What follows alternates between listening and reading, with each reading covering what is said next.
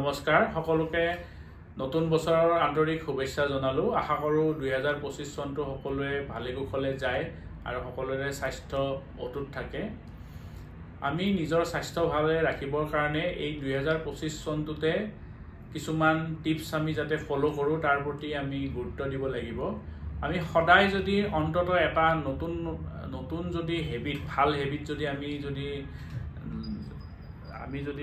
ভাল হেবিট যদি ফলো কৰিব পাৰো তেতিয়া হলে এই বছৰটো শেষ হোৱালৈকে আমাৰ স্বাস্থ্যৰ ক্ষেত্ৰত বহুখিনি বৰঙনি আমি যোগাব পাৰিম।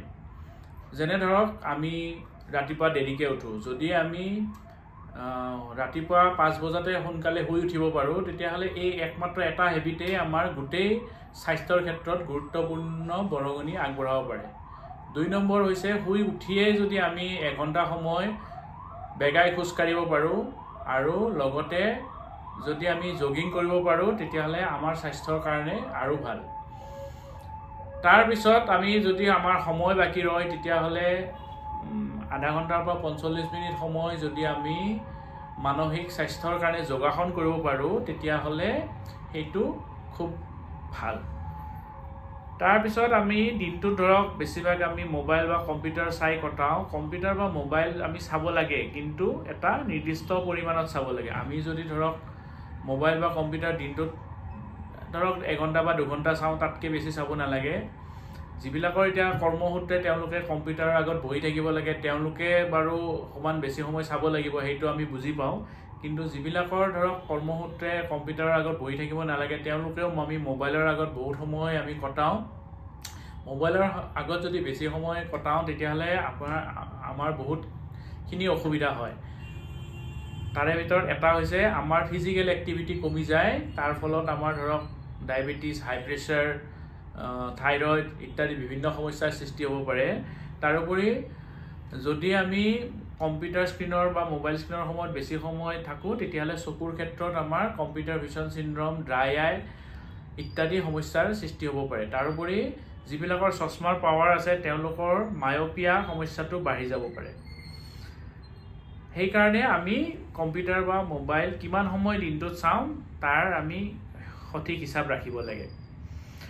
কম্পিউটাৰ বা মোবাইল চোৱাৰ সলনি আমি ধৰক দৈনিক যদি 1 ঘণ্টা সময় কিতাপ পঢ়িব পাৰো তেতিয়াহলে আমাৰ মানসিক স্বাস্থ্যৰ কাৰণে এইটো খুব গুৰুত্বপূৰ্ণ। কাৰণ আমি যদি সদায় 1 ঘণ্টা সময় কিতাপ পঢ়ো তেতিয়াহলে সেই কিতাপৰ পৰা আমি কিছুমান গুৰুত্বপূৰ্ণ কথা আমি শিকিব পাৰিম আৰু লগতে আমাৰ ব্ৰেইনটো তেতিয়া ভাল হৈ থাকিব আৰু মেমৰি আমাৰ শাৰ্প হ'ব। আৰু আজিকালি দেখা গৈছে যে সৰু সৰু ল'ৰা ছোৱালীবিলাকেও কম্পিউটাৰ বা মোবাইল চাই কিতাপ পঢ়াৰ অভ্যাস একেবাৰে কমি গৈছে। আৰু এইটো হৈছে আমি অভিভাৱকসকলে তেওঁলোকক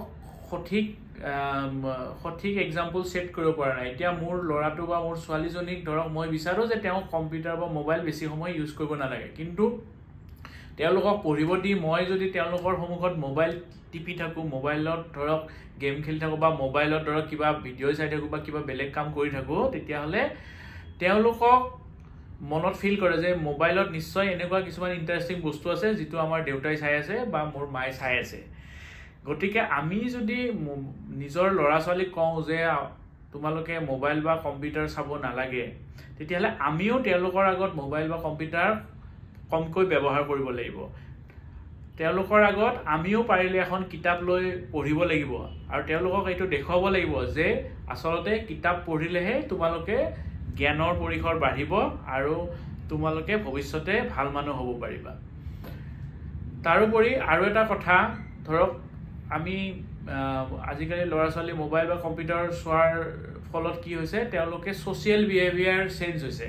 ধৰক আগতে আমি সৰু ল'ৰা ছোৱালী যেতিয়া আমি সৰু হৈ আছিলোঁ যেতিয়া আমাৰ ঘৰলৈ কোনোবা মানুহ আহে তেতিয়া তেওঁলোকৰ লগত আমি ইণ্টাৰেকশ্যন কৰি ভাল পাওঁ। যেনে তেওঁলোকক ধৰক মাতিলোঁ, তেওঁলোকক পৰিচয় সুধিলে, পঢ়া কেনেকুৱা আছে সুধিলে, এইবিলাক কথা পাতি আমি খুব ভাল পাইছিলোঁ।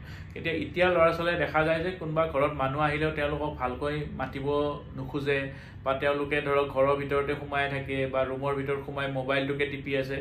সেই অভ্যাসটো দূৰ কৰিবলৈ হ'লে আমি মাক দেউতাকেও যত্ন ল'ব লাগিব আৰু মাক দেউতাকে ল'ৰা ছোৱালীক মাতি আনি আলহীৰ আগত চিনাকি কৰাই দিব লাগিব আৰু তেওঁলোকৰ ভাল কথাটো তেওঁলোকৰ আগত ক'ব লাগিব।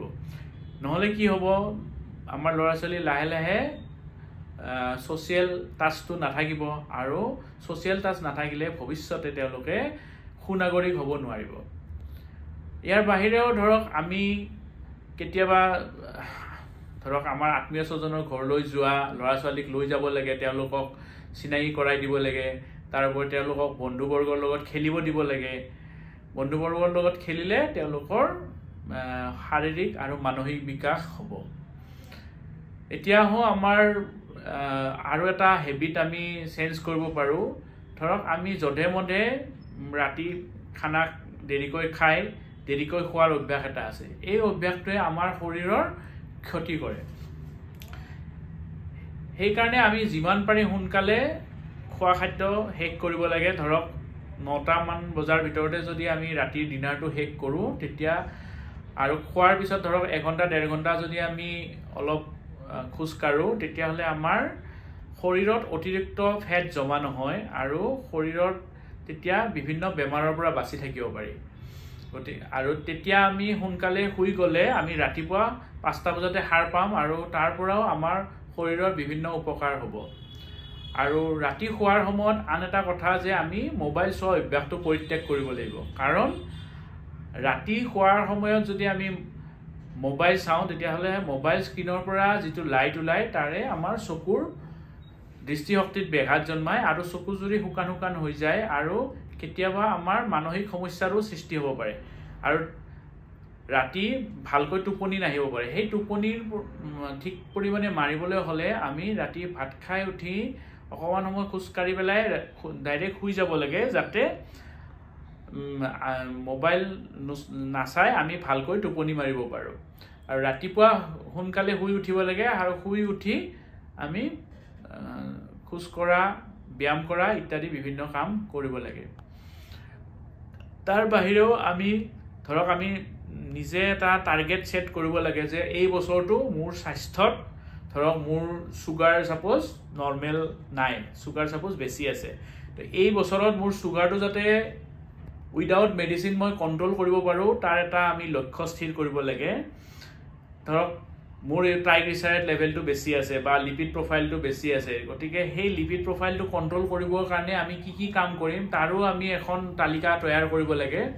আৰু এই তালিকা মতে আমি খোৱা লোৱা কৰিব লাগে। যেনে ধৰক আমি আগতে খুব ভজা পোৰা বস্তু খাওঁ বা তেলত বেছিকৈ দিয়া বস্তু খাওঁ, তো সেই বস্তুবোৰ লাহে লাহে কমাই আমি বইল ফুড বেছিকৈ খাব লাগে।